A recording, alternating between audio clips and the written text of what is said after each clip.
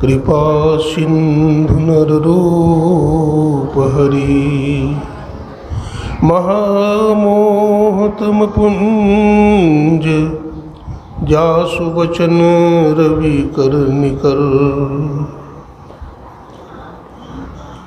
बोलिए प्रेम से श्री सद्गुरु महाराज की। अव्यक्त रूप में अनंत श्री विभूषित परमाराध्य ब्रह्मलीन गुरुदेव के त्रैलोक पावन पाद पद्मों में कोटि कोटि नमन। गुरुदेव के मस्तिष्क स्वरूप ब्रह्मलीन पूज्यपाद महर्षि संत श्री परम जी महाराज अपने निवास में विराजमान पूज्यपाद संत मत के वर्तमान आचार्य महर्षि हरिनंदन परमहंस जी महाराज के चरण कमलों में कोटि कोटि नमन। मंच पर विराजमान गुरुदेव के मानस पुत्र पूज्यपाद गुरु से भी भगीरथ दास जी महाराज के चरण कमलों में कोटि कोटि नमन।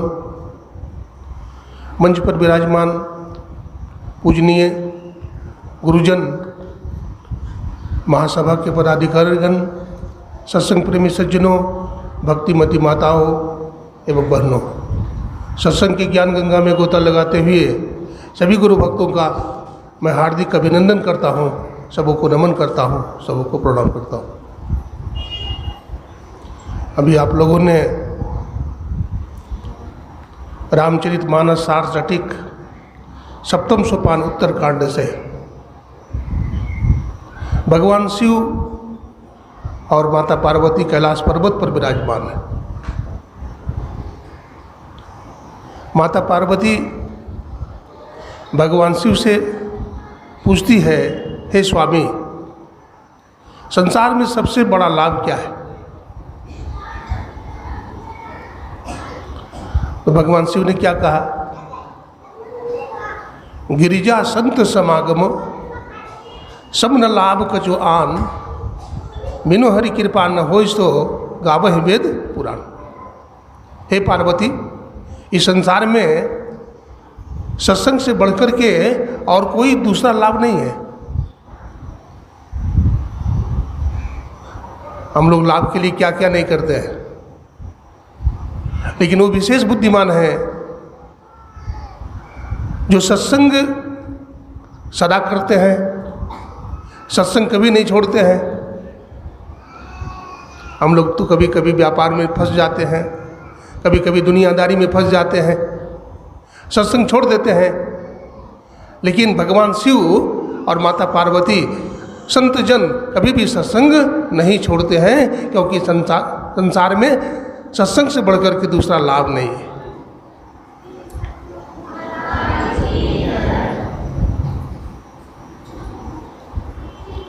देखिए, सत्संग से कितना लाभ होता है।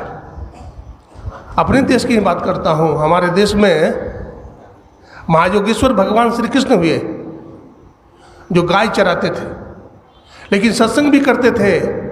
तो गाय चराने वाले महापुरुष भी महायोगेश्वर कहलाए। संत हजरत मोहम्मद का नाम सुने होंगे। वो ईसाइयों के प्रवर्तक हुए, पैगंबर हुए। वो क्या चराते थे? बकरी। और बकरी चरा करके भी सत्संग करते थे, ध्यान करते थे, और वो ईसाइयों कितने बड़े प्रवर्तक हुए। ईसा मसीह की बात करता हूँ। ईसा मसीह भेड़ चराते थे, और भेड़ चराते चराते सत्संग भी करते थे, ध्यान भी करते थे। वो क्या कहलाए? ईसाइयों के प्रवर्तक कहलाए, पैगंबर कहलाए। हमारे गुरुदेव सत्संग करते थे। हमारे गुरुदेव की वाणी में है, जहां भी रहो सत्संग करो। सत्संग से बहुत लाभ होता है। जिस स्थान में हम लोग बैठे हैं, महर्षि में ही आश्रम कुप्पा घाट भागलपुर में,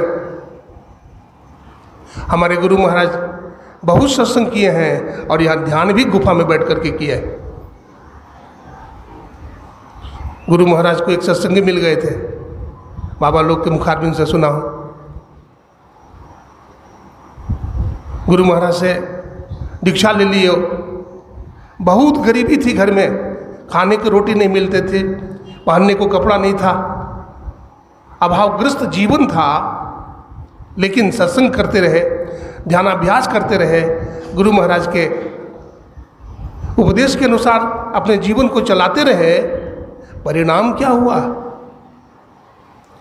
एक बार गुरु महाराज दोबारा मिल गए, बोले गुरुदेव आपकी बड़ी कृपा हुई मुझ पर, मैं मांसाहारी आदमी था, हमारे घर में बच्चे दारू पीते थे, हम भी दारू पीता था, लेकिन आपकी मौज हो गई, आपकी कृपा हो गई, मैंने मांस मछली खाना छोड़ दिया, आपने मुझे दीक्षा दे दिया। बड़ी गरीबी थी, बटैया जमीन से अपना जिंदगी चलती थी, अब गुरुदेव आपकी कृपा से सत्संग करते करते 40 बीघा जमीन खरीद लिया हूँ अपना।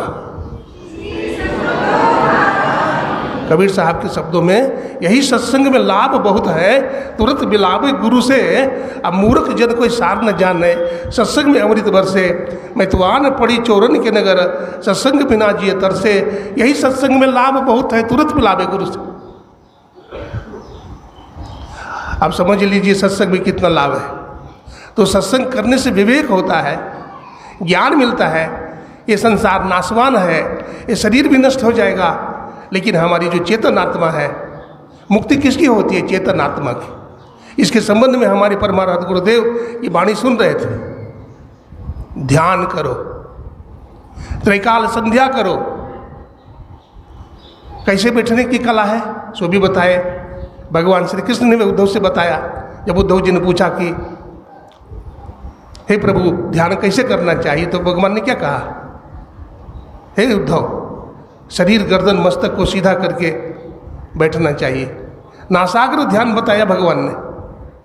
सामने में देखो, नासिका के अग्रभाग में नहीं देखने के लिए कहा, नासाग्र में देखो, क्योंकि अग्रभाग अगर कह देंगे तो कोई ना कोई दिशा हो जाएगा।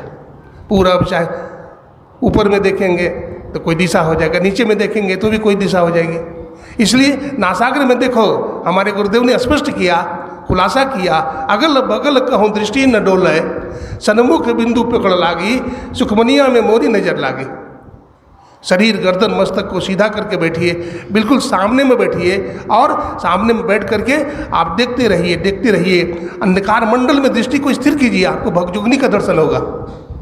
बुक करता है ना, आप भगजुगनी का दर्शन करेंगे, आपको श्वेत बिंदु का दर्शन होगा। पहले तो श्यामल बिंदु आएगा, फिर वही बिंदु धीरे धीरे धीरे धीरे श्वेत बन जाएगा, और फिर बिंदु का पूर्ण दर्शन करेंगे, चमकीला बिंदु का दर्शन करेंगे, आपके अंदर रोशनी हो जाएगी। हमारे गुरुदेव लिखते हैं, ज्योति जग जावे अति सुख पावे, और शब्द सहारे का आपको प्रकाश का दर्शन होगा। अनेक किस्म के प्रकाश आप देखेंगे, नीली पीली लाल सफ़ेदी शाही सन्मुख आता है, और धीरे धीरे धीरे धीरे धीरे धीरे आपका जो चेतन आत्मा है वो ऊर्ध्वगमन करेगा, है ना, पिंड से ब्रह्मांड की तरफ बढ़ेगा, और बढ़ते बढ़ते बढ़ते बढ़ते आप सार शब्द को पकड़ लेंगे। कबीर साहब ने कहा, साधु शब्द साधना कीजिए, यही शब्द से प्रकट भय सब, सोई शब्द कह लीजिए, साधु शब्द साधना कीजिए। वो जो शब्द है हमारी सूरत को क्या करती है?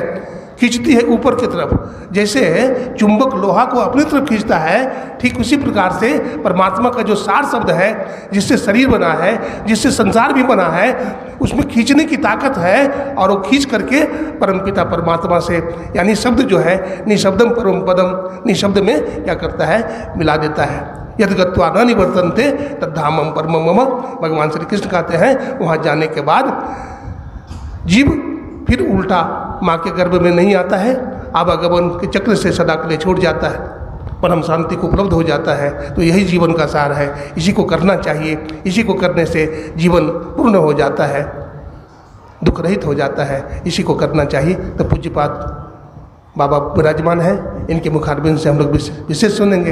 इनके श्री चरणों में नमन करते हैं, आप लोगों को नमन करते हैं, और अपनी वाणी को हमें ही विराम देते हैं। बोलिए प्रेम से श्री सद्गुरु महाराज की जय।